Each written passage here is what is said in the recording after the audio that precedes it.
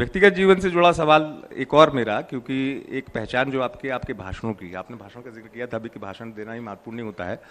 Life में जब आपने पहली बार भाषण दिया था, जैसे कहते हैं शुरुआत होती है, फिर आप एक अच्छे वक्ता के तौर पर आपकी पहचान है। पहला भाषण कैसा आपका, मतलब किशोर? पहला भाषण मैंने दिया था मॉडल हायर सेकेंडरी स्कूल, आदर्श उच्चतर माध्यमिक विद्यालय तात्या टोपे नगर में जी। और वो भाषण का मैं पूरा आपको सुनाता हूं।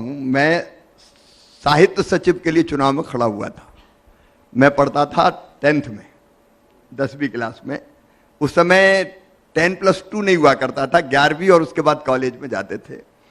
तो मैं भाषण की प्रैक्टिस करके गया। हमारे यहाँ क्या होता था कि जो चुनाव में लड़ते थे मॉडल स्कूल में, हाल में सब बच्चों को इकट्ठा करते थे, फिर जितने चुनाव लड़ रहे हैं उनको स्पीच देनी होती थी।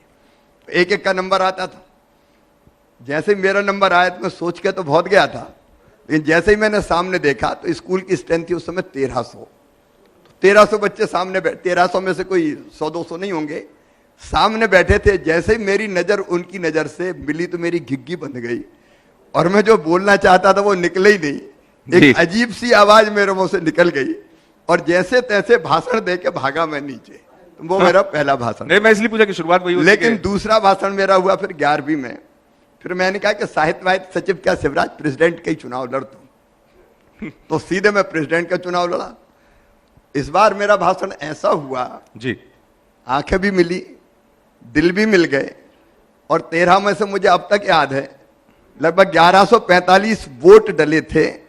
उनमें से 1011 वोट मुझे मिले और बाकी वोट किसी को 27, किसी को 24, ऐसे करके 3 लोगों में बटे जी। और मैं छात्र संघ का अध्यक्ष बन गया था। नहीं, इसलिए मैंने पूछा क्योंकि मेरा भी एक अनुभव है कि उस तरीके से कि शुरुआत तो हो जाती है, उन्होंने कहा मंच पे उपस्थित तो, और फिर यहाँ वहां, फिर उसके बाद जो आपने आंखें मिलने वाली बात कही, जब आंखें मिलती और दिल मिलता है तब धारा प्रवाह चीज जो है वो निकल पाती है। और आज वही वजह है कि आप जब बोलते हैं तो सुनने के लिए लोग बड़े ललायत रहते हैं।